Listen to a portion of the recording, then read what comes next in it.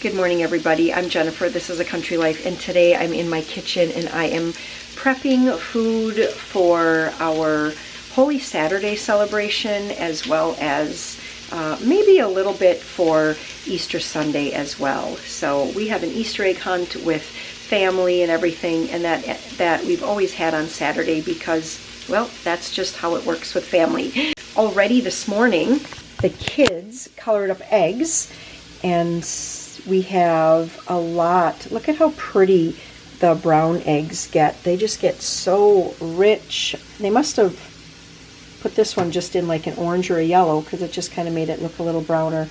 But they're just so pretty. All right, so that already has been done. For tomorrow's lunch, we are going to be having chicken noodle soup along with 4-H food stand ham sandwiches. I really had wanted to try this recipe. I saw it on the Mandy in the Making channel. It is for a lemon chicken orzo soup. I just was not comfortable making that as the only recipe, one, either for our family for a supper, because I just know that lemon orzo thing is maybe not going to go over real well. And so I'm making that soup along with regular standard chicken noodle soup for our lunch tomorrow, or for our meal tomorrow. Started here, I put in a tablespoon each of butter and olive oil. I have my carrots, my celery, and my onion in here, and I'm just sauteing that for about 5 more minutes. So I'm going to set my timer so I don't forget.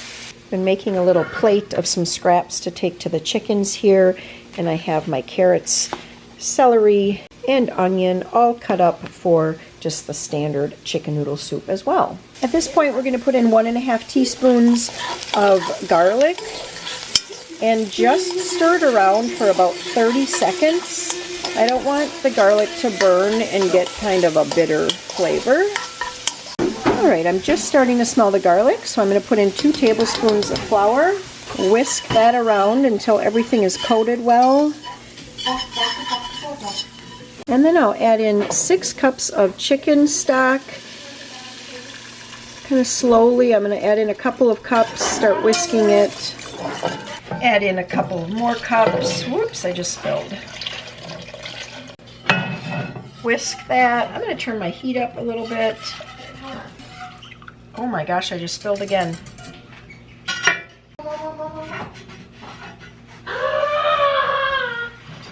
Recipe calls for a 1/4 teaspoon of Italian seasoning. That just seems so tiny. I know when I saw Mandy do it, she had a cranker Italian seasoning, and she said she was putting in upwards of a teaspoon. So let me just do another 1/4 teaspoon. I can always taste it tomorrow and see if I need to add a little bit more. Add in some salt and pepper.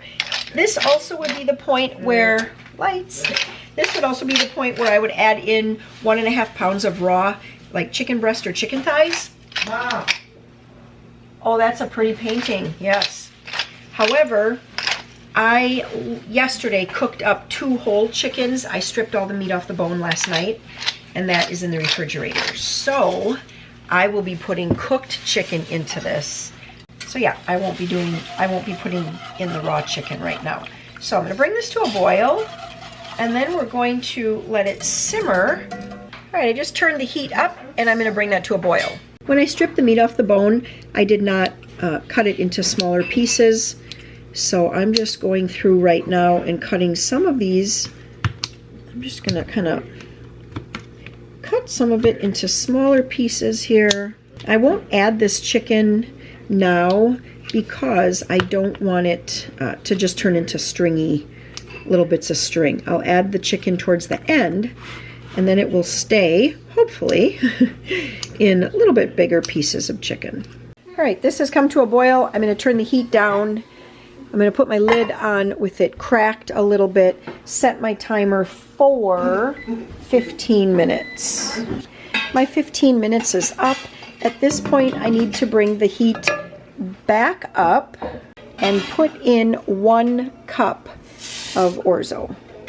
And I just have to cook this now until the orzo is done, about 10 minutes. I also am working on the deviled eggs for tomorrow. Here, Joseph, come with me. Come here, girl.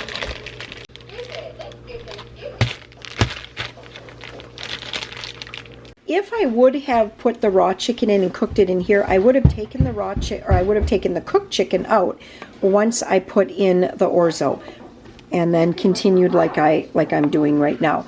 At this point, I'm going to just guesstimate what 1.5 pounds of chicken would be.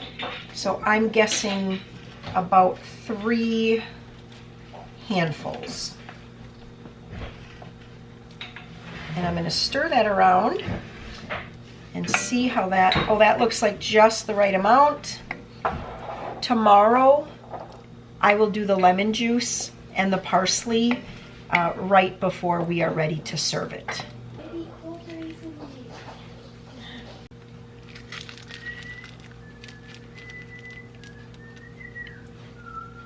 I like to put a little paprika in my hand and then just kind of pinch it onto each one. If you really want to take your deviled eggs up a notch, you can always put a slice of green or black olive on top.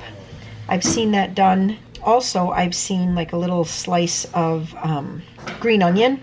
And just make sure there's enough paprika on each one.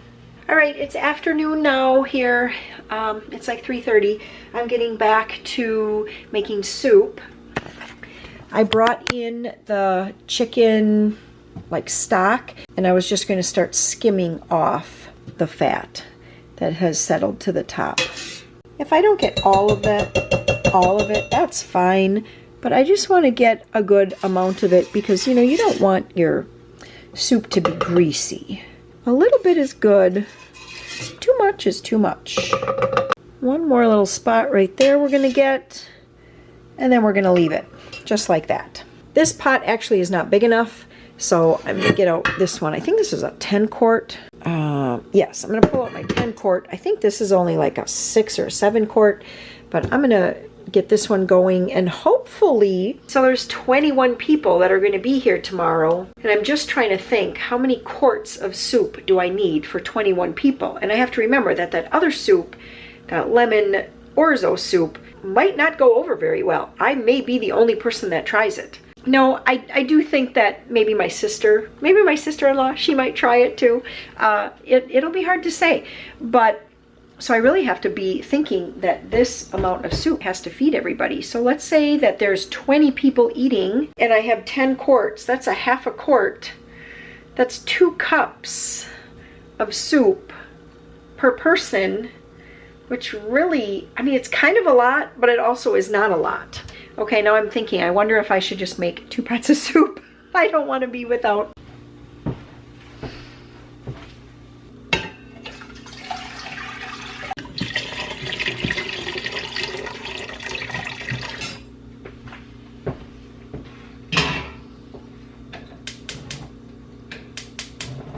All right, now I mixed all my vegetables together here. I'm just going to try to get half into one and half in the other one.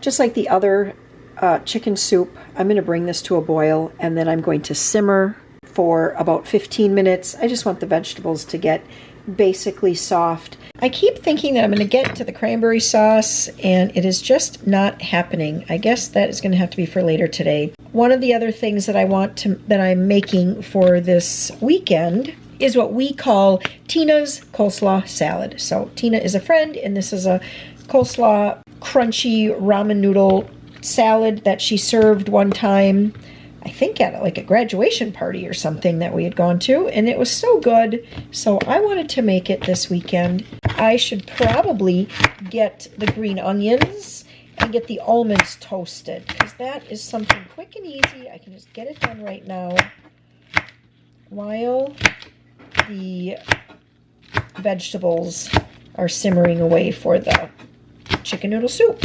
I have my oven at 350 I'm going to put some of these almonds on here. What do I need? I need about a cup. This says that's a cup and a half. You just have to watch carefully when you're toasting nuts. So I'm going to put these in the oven. I'm going to watch carefully. 1 to 2 minutes. Give them a little bit of a shake and just keep going until they are golden. At 350, it took about 5 minutes for my almonds to toast up, and like I just shook them, kind of moved them around every minute and a half. Now I'm going to get going on the food stand ham sandwiches. So I have these 2 big foil pans here, and I thought, you know what, this would be just the time to use them. It would be nice to not have a bunch of cleanup tomorrow. I've probably had these foil pans for 10 years. I haven't used them, and it's time. So let's get buns into the pans. And remember, I'm going for feeding 21 people. Some of these people are going to want 2 or 3 ham sandwiches for sure. I use the thick cut ham. The package looks like this. Sliced, smoked, uncured, never any. This is from Aldi, and it is a thick cut ham. I cut the whole chunk in half, and then I just cover all of the buns with the meat, and then I do the same with cheese. This pan over here, I did the ham in Swiss. That's kind of like the main way that you would, I guess, usually do it is ham and Swiss. But you know what? Our family really likes this. At least the kids do. And so I did one of each. Now all I have to do is get the tops put back onto all of these buns. I'm going to make a sauce. I can't do that now because I'm kind of up against some time right now. It might seem like maybe they will get soggy if there's a sauce over these overnight, but they don't, because then you bake them in the oven. They are so delicious. If ham and cheese is not your thing, try another meat, but just use the same sauce that I'm talking about. You could do a mix of lunch meats. You could make kind of like an Italian slider where you might put a piece of salami, a piece of ham, and a piece of like the large piece of pepperoni. That could be really good. Or, you know, really just change it up, whatever your family's preference is for meat and cheese, and then use the topping, because the topping is what makes these so delicious. All of the cooked chicken I'm going to split between these 2 pots here, and just put a cover on these and put them in the refrigerator overnight. And then tomorrow I will decide if I'm going to pour them into a crock pot to heat up, you know, as the morning wears on and like we're doing our Easter egg hunt festivities and things like that, or if I'm just going to come in and put it on the stove and warm it up that way. I haven't decided that yet.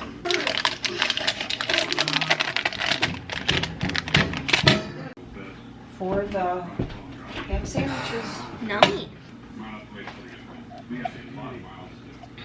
It's really melting. That looks disgusting.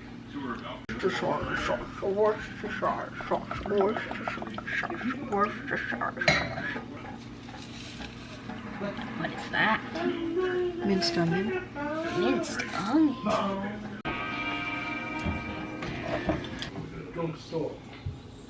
Individual package. Because it's just is.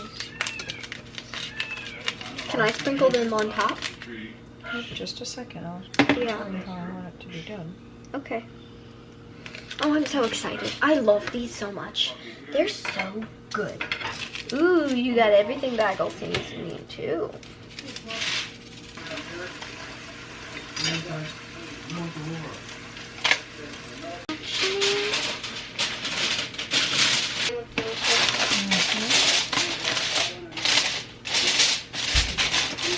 Good morning. There's a few things that I still want to be prepping for food, and the first one is cranberry sauce.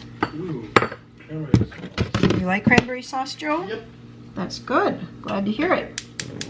That's 4 cups water, 4 cups sugar. I'm doing a double batch today. Once that comes to a boil for 5 minutes, I'm going to add in 8 cups of cranberries.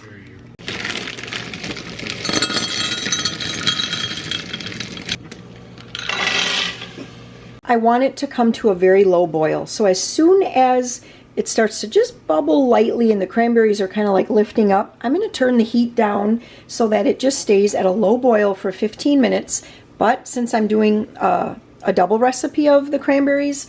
I am going to let it boil just a little bit longer, probably maybe 18-ish to 20-ish minutes, just to make sure that it does cook down long enough to get thick.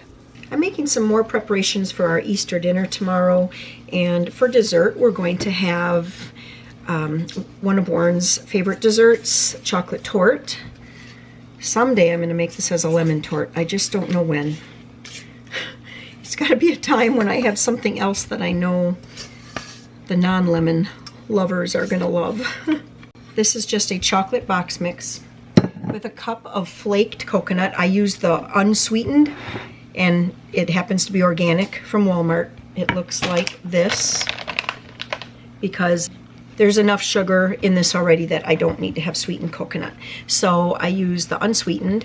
It has a 1/4 cup of melted butter, or melted margarine, or melted shortening, or oil, or really any really works just fine. 2 tablespoons of water and 1 large egg, which was easy for me to do because some of our chickens lay huge eggs. Then you just get this pressed in to this pan. All right, my cranberries are just starting to pop, so I'm going to turn that down.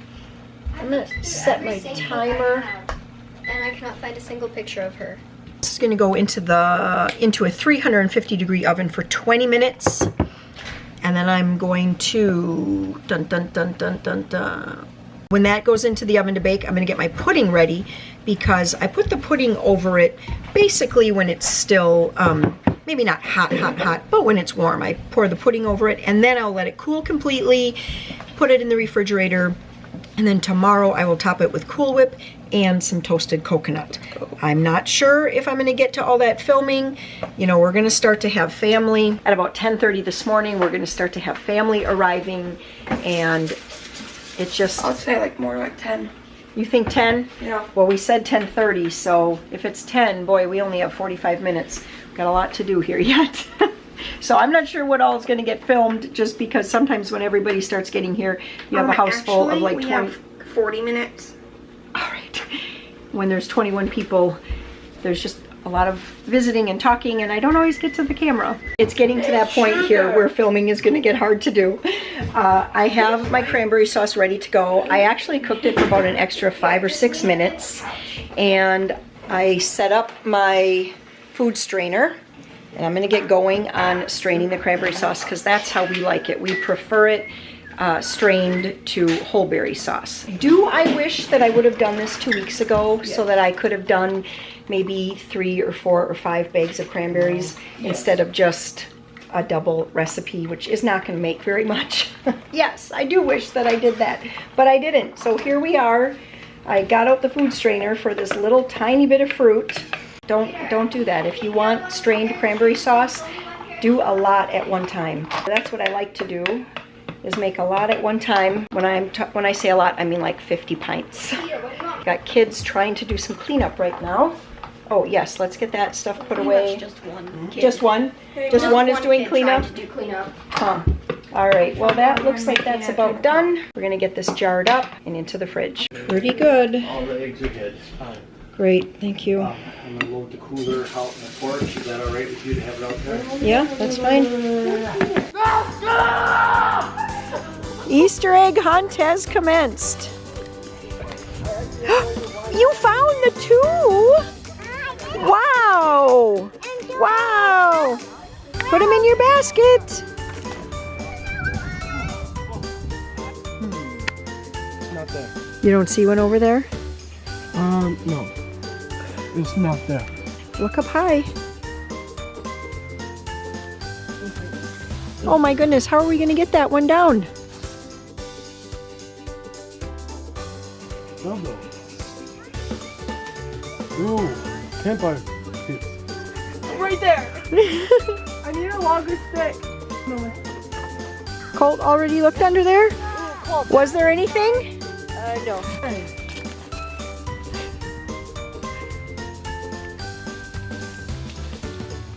I remember these big eggs being bigger. egg hunting festivities are underway. They're doing what they always call kind of like a walk around or whatever at the very end. They just kind of walk around, and anyone who's hid eggs kind of looks, and then they try to be sneaky, like past the egg and be like, there's an egg still back there or whatever. So anyway, they're doing that. I ran into Stir Soups, and I just decided to just forego the crock pot thing, and I have both of these pots heating. So we've got just the regular chicken noodle soup. I tasted it before. Seasoning seems to be just right.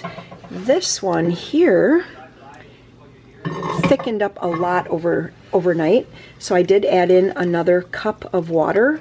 When I tasted it, I thought it needed a little more Italian seasoning because, I mean, that was kind of the point of this soup. It was sort of had kind of an Italian type flavor, right? So I'm just putting some more in. It just seems like it needs it. Right before serving is when I will squeeze in the lemon. See anything? No. Okay. Here, give her the bat. Give the bat?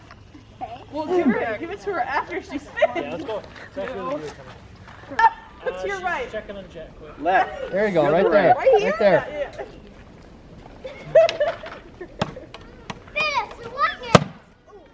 Wow. Bat's broken. I thought I was over here somehow.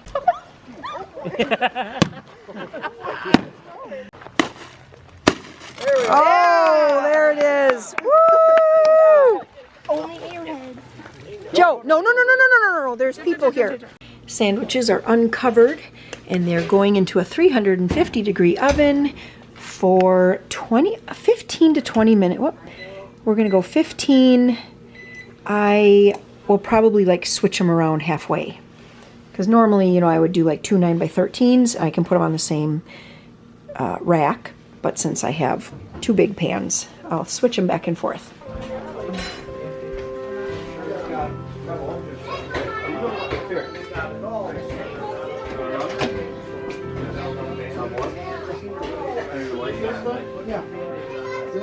You sure Joe's gonna like this? Like what?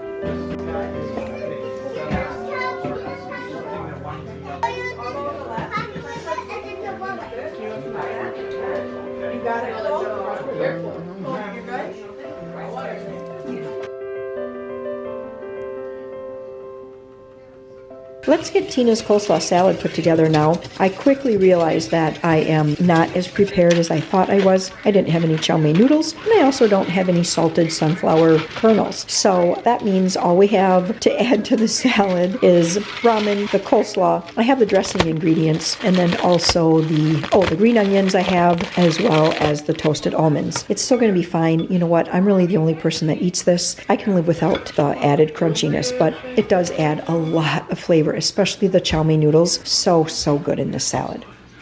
Happy Easter. Christ is risen. Indeed, Christ has risen. What I like most about making mashed potatoes in the Instant Pot is that I never boil them over. Do you guys do that? I am constantly boiling over potatoes on the stove, and it makes such a mess to have to clean up. Instant Pot, I just will peel them, quarter them, put them into about, I don't know, 3/4 of an inch or so of water in the bottom of the Instant Pot right here, and then 15 minutes. Let them naturally release if you have time. That really helps them be really soft. If you don't think you're going to be able to let them naturally release, put them on for 17. It really doesn't matter. You're just trying to get them really cooked down. Warren and I actually had to go out, and we thought we were going to have to rescue the turkey blind because we got a bunch of rain a couple of days ago. And finally, today was the first moment on Easter Sunday that we were able to get out there and get the turkey blind. But it looked like the water had come up and probably about 6 more inches, and then the turkey blind would have been covered in mud and maybe even some of the stuff lost. But anyway, it was all good. My point is that with the Instant Pot mashed potatoes, I just turned it on and we just walked out the door. It didn't even matter. I didn't have to have kids paying attention and watching it. And when the timer beeped, it stays on warm, and then it just naturally releases the pressure. When I got home, I was ready to strain them and get them mashed. Number 2.